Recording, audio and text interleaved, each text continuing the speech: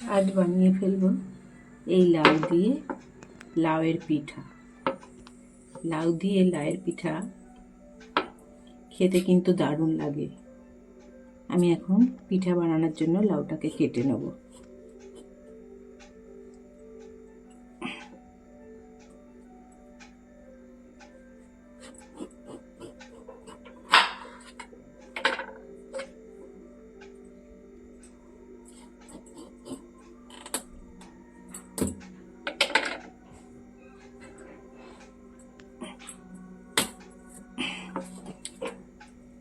এইটা হয়ে গেলেই আমার লাউয়ের পিঠে বানানো হয়ে যাবে।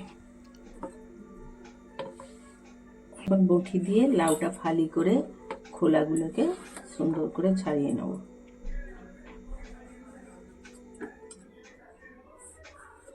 এই যে লাউগুলো আমার ছাড়ানো হয়ে গেছে।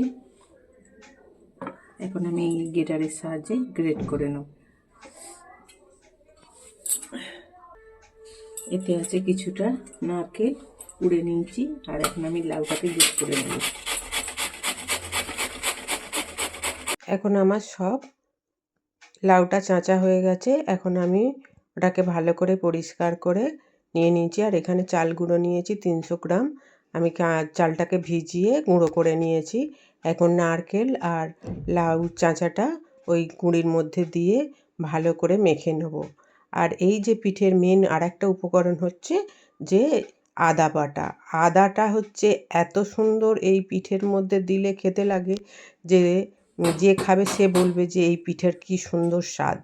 আপনারাও যদি কোনো দিন বানিয়ে খেয়ে দেখেন যে আদা বাটা লাউ আর এই যে নারকেল কুড়ো, আর তার মধ্যে 100 গ্রামের মতো, আমি 300 গ্রামের মতো চাল লাউ আর নারকেল দিয়ে 100 গ্রামের মতো চিনি লবণ দিয়ে সমস্ত কিছু 5 মিনিটের মতো মেখে রেখে দিয়েছিলাম। আর এই গন্ধটা এত সুন্দর খেতে লাগে। যদি কোনো দিন আপনারা বানিয়ে খেয়ে দেখেন আমাকে তাহলে কমেন্টে অবশ্যই জানাবেন। আর এই যে ওপর দিয়ে চাটুর মধ্যে তেল দিয়ে ভালো করে এটা গরম করে আস্তে আস্তে এই মাখাটা আস্তে আস্তে পেতে পেতে মানে সেকা সেকা মতো করে ভাজতে হবে, আস্তে আস্তে দিতে হবে। আর লাউ তো খুব নরম জিনিস, এটা একটু আস্তে আস্তে দিয়ে চেপে চেপে আঁচটা কমিয়ে ভাজতে হবে। আর খেতে বন্ধুরা আপনারা যদি কোনো দিনও এই পিঠে এরকমভাবে বানিয়ে খেয়ে দেখেন দারুণ খেতে হয়। আমার শাশুড়ির থেকে শেখা এই লাউয়ের পিঠেটা আপনারা একবার অবশ্যই বানিয়ে খেয়ে দেখবেন। শীত চলে যাওয়ার আগে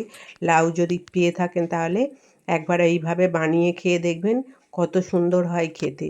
আমি আগেও এই পিঠে অনেকবার খেয়েছি। আপনাদেরকে অনেক দিন থেকে ভাবছিলাম যে এই পিঠেটা আপনাদেরকে শেয়ার করব।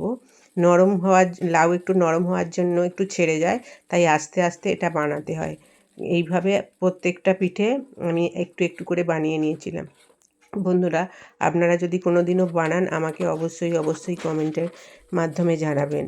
আর আমার পেজটিকে ফলো করে একটা লাইক দিয়ে দেবেন। সবাই সুস্থ